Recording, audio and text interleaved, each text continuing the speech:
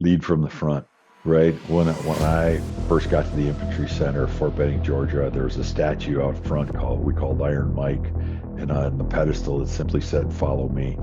So leaders don't stand in the back and direct people and manage them. Leaders lead from the front. We get out right shoulder to shoulder with the people we lead. Hey, this is the Leadership Loading Podcast. I'm Jason McClaren. And I'm Steve White. Hey, Steve, thanks for coming on the show today. Thanks for having me, Jason. Yeah. So, Steve, what's your background? What was your veteran background? I was United States Army for 6 years. All right. And what led you to join the military? Well, my dad was Army National Guard. I grew up in a remote northern part of Michigan called the Upper Peninsula, and my dad was an Army National Guard officer, and he was my hero, and he really inspired patriotism in me. And then beyond that, while I grew up in a wonderful family, the cost of college would have been a supreme challenge for my family, and I got an Army scholarship. And so it was my ticket to college to Northern Michigan University in my hometown of Marquette, Michigan.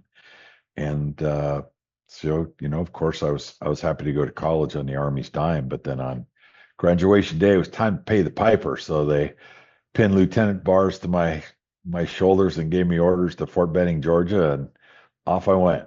I've just noticed that seems to be a recurring theme with my guests. They get scholarships and they go in the military and do their officer time and then get out. So, did you have to do what 4 or 6 years, or did you do more? Yep, I owed them 4 years for my scholarship. I did 6 years, and then I got out to start the career. I don't know how it is today. In my day, if you're a good young Army officer, the corporate recruiters were after you in year three or four, and so they came after me. I wasn't initially very interested in them, but over time things changed, and I just saw that I thought my future was in business and made that transition. Yeah, I think I wasn't an officer, but I didn't have a long transition getting out. I had maybe 20 days from the time I knew I was getting out, and then I got out. So, what do you think the recruiters? Why do you think they were jumping at the bit to get Army officers or military officers? Yeah, what they told us were that young military officers were so successful in corporate America that many companies had restructured their management training programs around those kind of candidates. So I think it's so many of the things that I tell other people. How did the Army prepare me for success in business? They first of all, I was kind of a goofball in college. All right, I wasn't the straightest arrow, and because I knew where I was going on graduation day, I knew what my job was going to be, and then somehow or another, in pretty short order, the Army found a responsible adult down inside here that I wasn't really even sure I knew was there. And so, they gave me discipline. They taught me how to work in teams and how to be a team leader. They taught me how to take care of other people. They taught me how to accomplish a mission and so many other things that have paved the way for me to have business success afterwards. Yeah, and I know it's not a catch-all, but I think that a lot of people, if you go through the military indoctrination, you mature, I think, faster. I know my first year and a half, probably I was the same way. I was just going with the flow, not trying to be anything special. But then I got a mentor at my second base, and he really took me under his wing and kind of pulled that adult out of me. And then, of course, I excelled from there and got all my certifications and trainings and all the extra stuff you're supposed to get done like your first year. And but the same thing in high school, I had no clue, no mentorship, I was like, C's, if I just need C's to graduate, and that's all I'm going to do. And but yeah, that military career really helped me turn my life around. And then I think the opposite, you have some people, they don't kind of fall in line. They're usually the ones that either do their 4 and get out and they fall right back to where they were before they got out, or they end up just having to get out early, non-judicial means or whatever. So I think it can really help you springboard your career once you get out. It did me. Yeah. All right. So did we talk about your career? What did you do in the Army? I was infantry. So I was infantry. I was always in mechanized infantry units in the 3rd Armored Division and later the 4th Infantry Division. And my secondary specialty was logistics management. All right. So and then what did you do? I was a platoon leader. I was when I first got to my first posting was to Germany. That's where Third Armored Division was, and I had been a bit delayed in training just because of scheduling stuff, and they had jammed the mortar course into my schedule before I deployed to Germany, and so I come into my battalion in Germany and I meet with my company commander, and he said, "This hasn't happened in years, but we currently have a lieutenant in every rifle platoon in the battalion, but none of the mortar platoons have lieutenants. So you are now my mortar platoon leader." Which only lasted a few months, and then they transitioned me into rifle platoon leadership. From there, I was a company executive officer. I was a battalion S4. And then when I moved to the 4th Infantry Division at Fort Carson, I was an assistant brigade S3. I'm sure some listeners know what all that means, but Yeah, I know, right? yeah, It's like all another those language all sometimes. those military terms. If I could win Scrabble at acronyms, I would be the master. Absolutely. So, and then you did your 6 years, and then you got out. What'd you do right when you got out? I was really thinking seriously about the corporate headhunters, but while I was gone in my 6 years, my mom and dad had moved all the way across the state of Michigan, and they were both working at the University of Michigan in Ann Arbor. And so I thought, let me go back there and see what might be in that immediate area of southeastern Michigan. And if there isn't anything, then I can reach out to the recruiter, right? Less than 30 days after I took off that camouflage uniform, I had two opportunities in front of me. Neither one, by the way, for the infantry experience, both for the logistics and management experience. And but that was okay. So one opportunity was in the University of Michigan Hospital, which at the time was the largest teaching hospital in America. I don't know if it still is. And then the other one was the headquarters of Domino's Pizza. That's the one I went with. And now I've spent almost next month will mark 39 years in franchising for me. That's awesome. I think a couple episodes ago we had a guy, Robert. I can't remember his last name off my head, but if anybody listen, go back a couple episodes. Robert, he was a logistics guy, also out of the military. Same thing. That military experience, even if it's not your main job, you get logistics experience just from all the things we have to do, checking boxes and checking out your equipment every day, and Right. just making sure you have everything in a row and lined up.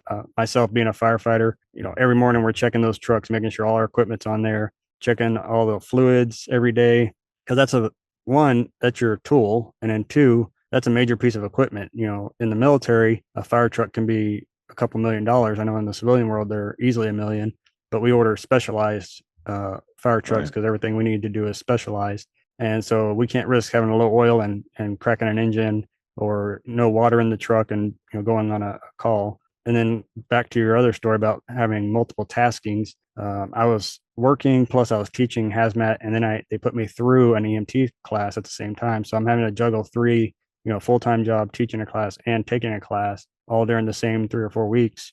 So we learn how to juggle multiple priorities like that, and then also making sure that we're doing them to the best of our ability. So all good takeaways from that, and then that kind of led you to franchising. So Yep. is that what you're doing now with PuroClean? Yeah. I'm still doing it. I tried to retire. So I retired from my last company, and I was retired for about 15 months. And one day I got a call from an old friend of mine, and I was not looking, right? And I got a call from an old friend of mine, and I didn't even know that he was an investor in this company, PuroClean, and PuroClean's in the property restoration space, right? So the franchisees are handling water, fire, mold damage every single day in local communities across the U.S. and Canada, and I'm the president of the brand. And so they recruited me to come out of retirement. They told me a couple of years because the former shareholders of the company, the friend of mine and some others, were ready to sell the company. They're in their 70s and they didn't have a succession plan. So their succession plan was to recruit me to fix up their company and get it sold. They thought it would take me 5 years, took two, and then the two entrepreneurs that bought the company said, will you stay for 1 year for continuity? And I said, yes, I really love these franchise owners. I will happily give you 1 year for continuity. That was over 9 years ago. So something's worked out along the way, I guess. Well, when you love what you do, you don't work a day in your life, right? Amen. If you had it, somebody's trying to start a franchise, maybe not necessarily PuroClean, but what would be some of the things they need to do or be on the lookout for as they start looking out for something? Yeah, well, I think you want to do something that you could see yourself doing really well, right? And enjoy doing every single day. And people don't typically look at it. Very often, people will come into franchising with where their initial interest is coming from having been a customer of that business, right? They ate at a type of restaurant that they really liked, and they said, "Man, I want to own that kind of restaurant." Really, and what you do as the owner of that restaurant has very little to do with the customer experience that you had eating there. And I think it's like that in every franchise business. So you should explore the opportunities. There are lots of franchise. There are 3,400 or so unique franchise opportunities in America today that register with the Federal Trade Commission. And so that's a lot of different things to be looking at. So there's things, you could come to a brand like mine, and if you're a military veteran, we have a specialized site. We call it purovet.com, and people can look at it. But on a broader scale, I've been very involved for years with the Franchise Association. It's called the International Franchise Association, based in Washington, D.C. And there's a work in there dedicated to military veterans, and it's called vetfran.org. And it's designed to fill a gap, because the military today, with people exiting the military, they've become better at helping them with the transition. But the help is things like interviewing skills, resume writing skills. Those are skills to find a job. Some people want to be their own boss, right? And so the reason that an organization like PuroVet or vetfran.org exists is so that military veterans can come in and learn about how they can own their own business through the vehicle of franchising, right? Because every franchise in America, whether you're looking at the biggest McDonald's or the newest startup duck cleaning franchise, whatever it is, they're all independently owned and operated businesses, right? And then you're affiliated with that brand, but you own your own business. And so what we try to do is help people just discover what the world of franchising is. So there's a lot of educational stuff on vetfran.org. And then there's a whole section of different brands that really would like to have military veterans and for other first responders and things as a part of their franchise community. And so you can go directly and check out those brands from there.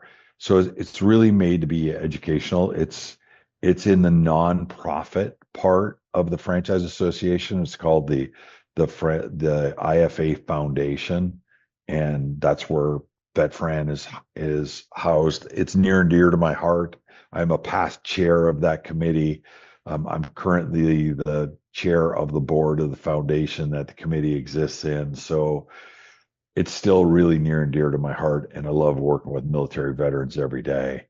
And I think there are really good resources to help people check it out. So you'll find out eventually if you just go out on the internet and say, "Hey, I'm interested in franchising." There are consultants that'll pop up and all kinds of different people. But those are a couple of websites that are good places to start your investigation. Definitely. Yeah, when I got out of the military, I just jumped right into I'm going to do what I did in the military. I was a firefighter. That's what I'm going to do. And so I kind of pivoted and did, just safety consulting when I started. And Mhm. so, but franchising was on my list of my backup after that. And then of course I launched Go Heroes, the host of this podcast. And then that's kind of my second job now. So no time for franchising for me, but I definitely know that, especially with the young people coming out of the military now, that have that entrepreneurial spirit can definitely jump in there and research some projects they might want to work on, and go from there. So Yep. PuroClean, y'all do disaster recovery, right? Right. And I know Yep. We that's have. obviously always going on with natural disasters and fires and floods. So if someone was interested in doing that, what would be their way in getting into that? You can pop into puroclean.com, PURO clean. PuroClean.com, and you'll see there's a button on there to click to investigate us as a franchise opportunity. We currently have 475 units across the United States and Canada. Headquarters is here in South Florida, in the Fort Lauderdale area. Nice place to come for training. People enjoy coming here, and it is an amazing community of franchise owners. It's the most helpful, giving community of franchise owners I've ever, in my whole career, had the honor to serve. And I think it's, I really don't know. I don't know if their great big hearts come from people with big hearts being attracted to my business, or if my business, like the Grinch, grows your heart 2 sizes larger. I'm not sure which of those two is really true. All I know is I got this amazing community of franchisees who have great big hearts to help people in their local community, and then that same heart they use to help each other. And we happen to be a really good concept for military veterans. I think we've got, I think 8%, 7 or 8% of the American population has ever served in the military. 13% of PuroClean franchisees are military veterans. And then we have lots of other first responders. I have somebody who was a fireman and started part-time. PuroClean was his side hustle. And he kept progressing in both career fronts, and he became a franchise owner in his own right. And PuroClean never left his department. He's a deputy chief in his fire department today, so he's still doing both things together, and does extremely well in our business. We're saving people every day. We got a mission. I think collectively we found it pretty easy to transfer from a mission to serve our country to a mission to serve our local community. We're not a company that typically does a lot of the really big catastrophes like tornadoes and hurricanes and stuff. We try and help out where we can, but we're more so built to handle the everyday losses that happen in local communities. And we get so busy doing that. Sometimes it's hard for us to be able to spare the resources to go off and help with a big hurricane. We do as much as we can, but we're doing every single day. People have floods, fires in their homes, where they live, in their offices, and when you get hit by that stuff where you work or where you live, that's pretty tough. And we're often the first ones on the scene after the plumber turns off that water pipe, or the fireman puts out that fire. We're often the first ones on the scene to start putting life back in order again.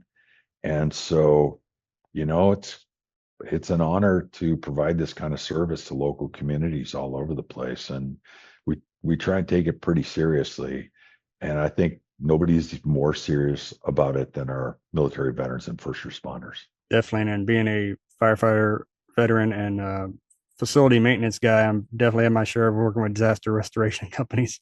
Yeah, so familiar with all that. So Steve, if you had one piece of advice for a new leader stepping into a new leadership role, what would it be? Lead from the front. Right. When I first got to the Infantry Center, Fort Benning, Georgia, there was a statue out front we called Iron Mike. And on the pedestal, it simply said, "Follow me." So leaders don't stand in the back and direct people and manage them. Leaders lead from the front. We get out right shoulder to shoulder with the people we lead in the field, working with them, and we lead from the front. And so we're not only providing good leadership, we're modeling good leadership for other people.